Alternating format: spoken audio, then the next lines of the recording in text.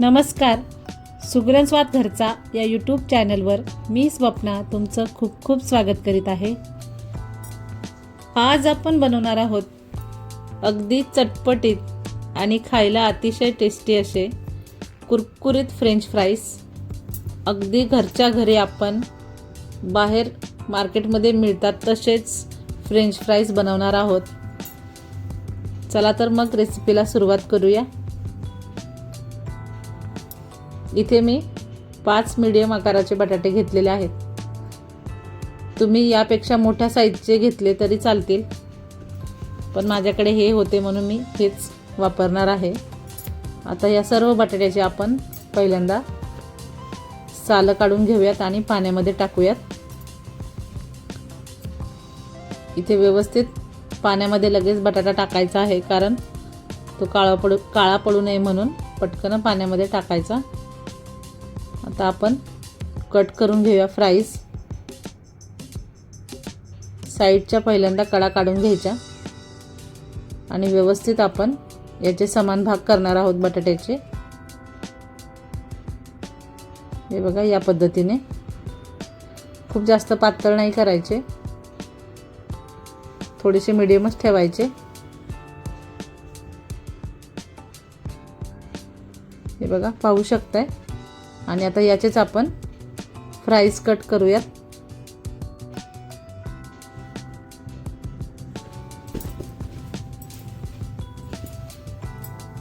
हे बघा, छान असे व्यवस्थित फ्राईज आपले कट होतात, अगदी झटपट.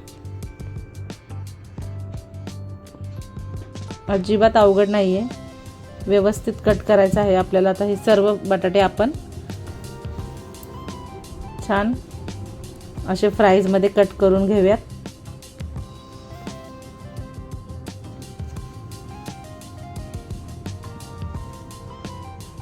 बाहेर जसं मार्केटमध्ये मोठे मोठे असतात ते आपण मोठ्या बटाटे असेल तर त्याचे पण असे छान मोठे मोठे फ्राईज कट होतात. हे बघा, इथे व्यवस्थित मी सर्व फ्राईज कट करून घेतलेले आहेत, स्वच्छ धुवून घेतले आहेत. आणि याच साईजचे आपण करणार आहोत, कारण खूप जास्त जाड ठेवले तर ते नरम होऊ शकतात आणि खूप जास्त पातळी नाही करायचे. अगदी असे मीडियम साईजचे आपल्याला फ्राईज ठेवायचे आहेत. आपण आता याला बॉईल करून घेऊयात. त्यासाठी एका कढईमध्ये मी इथे पाणी गरम होण्यासाठी ठेवलेलं आहे.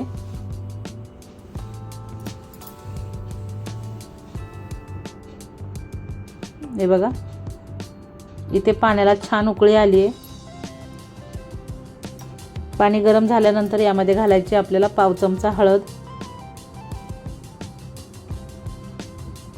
आणि आता इथेच घालायचे आपल्याला अर्धा चमचा मीठ.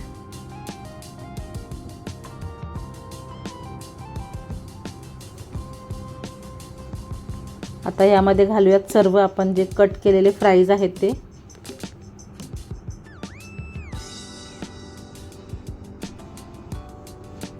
अगदी संध्याकाळच्या भुकेसाठी किंवा लहान मुलं कधी हट्ट करतात तर परफेक्ट रेसिपी आहे. अगदी झटपट होते आणि घरच्या घरी कमीत कमी साहित्यामध्ये, आणि खायला म्हणाल तर अतिशय टेस्टी असे हे फ्राईज पटकन होतात. हे बघा, खूप जास्त शिजवायचे नाही आहेत. इथे अगदी 2 ते 3 मिनटं आपण या गरम पाण्यामध्ये ह्याची छान उकळी काढून घेणार आहोत.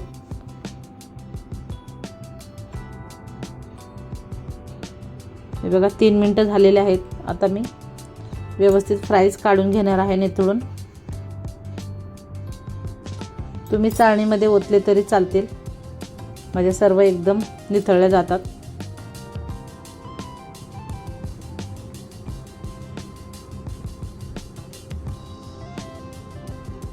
आता मी याच पद्धतीने सर्व फ्राईज व्यवस्थित काढून घेते आणि आपण थोडेसे त्याला थंड करून घेऊयात. हे बघा, फ्राईज व्यवस्थित थंड झालेले आहेत. पाहू शकता, अजिबात जास्त मी शिजवलेले वगैरे काही नाही आहेत. याच पद्धतीने आपल्याला फ्राईज असे शिजवून घ्यायचे आहेत. आता आपण याला फ्राय करण्यासाठी पुढची प्रोसेस करूया.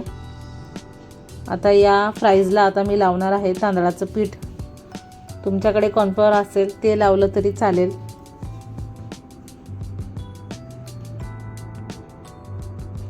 हे बघा, इथे खूप जास्त पीठ लावायचं नाही आहे. अगदी 2 चमचे पीठ मी इथे वापरलेलं आहे. आता व्यवस्थित आपण हे पिठामध्ये कोट करून घेऊयात.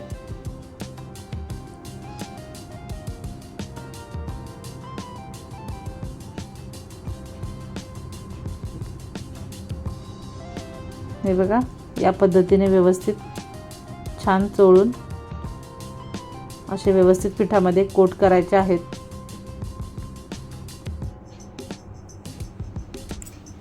आपले फ्राईज इथे व्यवस्थित पिठामध्ये कोट करून झालेले आहेत. आता आपण यांना पटकन फ्राय करून घेऊयात. त्यासाठी इथे मी एक कढई ठेवलेली आहे तापत. त्यामध्ये घालायचं आहे तेल.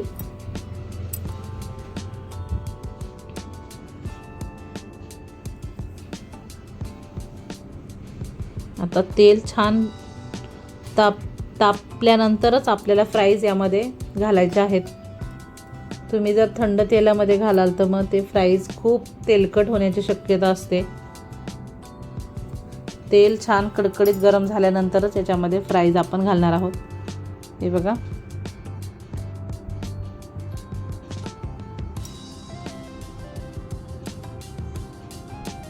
जेवढे मावतील तेवढे फ्राईज याच्यामध्ये घालायचे आणि व्यवस्थित मीडियम टू हाय हीटवरच आपल्याला फ्राईज तळून घ्यायचे आहेत.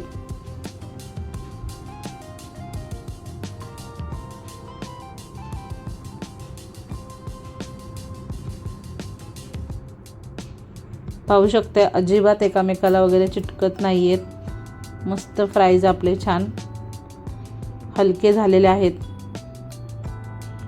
आता आपण काढून घेऊयात. हे आपलं हाफ फ्राय आहे, म्हणजे याला आपण डबल फ्राय करणार आहोत. पण हे मी काढून घेणार आहे एका ताटामध्ये आणि जे उरलेले जे फ्राईज आहेत तेही याच पद्धतीने तळून घेणार आहे आणि नंतर परत सगळे फ्राईज मी डबल फ्राय करून घेणार आहे. तर फ्राईज नेहमी डबल फ्राय केल्याने ते छान असे वरून असे खुसखुशीत होतात. अगदी मार्केटमध्ये मिळतात तसेच. तर याच पद्धतीने मी उरलेले जे फ्राईज आहेत तेही छान याच्यामध्ये फ्राय करून घेते.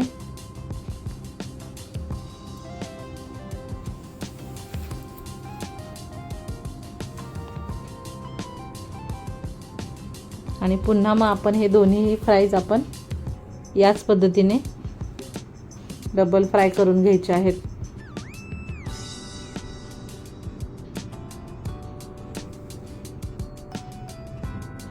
अगदी पटकन आणि घरच्या घरी अतिशय टेस्टी झटपट होणारी रेसिपी आहे आणि लहान मुलांना तर प्रचंड आवडते ही फ्राईज.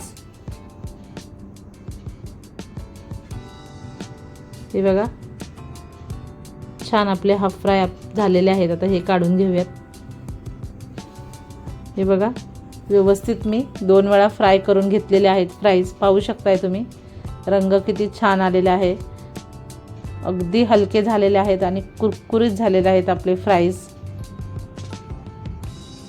अगदी मार्केटमध्ये मिळतात तसेच. आता आपण याला सेम तशीच टेस्ट देण्यासाठी इथे घालणार आहोत एक मसाला. पेरी पेरी मसाला इथे मी घातलेला आहे फ्राईजवरती, म्हणजे छान आपले फ्राईज जे आहेत ते अगदी मसालेदार आणि खायला असे चटपटीत लागतात. आता हा व्यवस्थित मसाला जो आहे फ्राईजला असा कोट करून घ्यायचा आणि भरपूर अशा टोमॅटो केचप बरोबर गरमागरम मुलांना खायला द्यायचं. तर अतिशय टेस्टी आणि चटपटीत आपले फ्रेंच फ्राईज तयार झालेले आहेत. तर नक्की ट्राय करा आणि रेसिपी आवडल्यास चॅनलला लाईक करा, कमेंट करा आणि सबस्क्राईब करायला विसरू नका. धन्यवाद.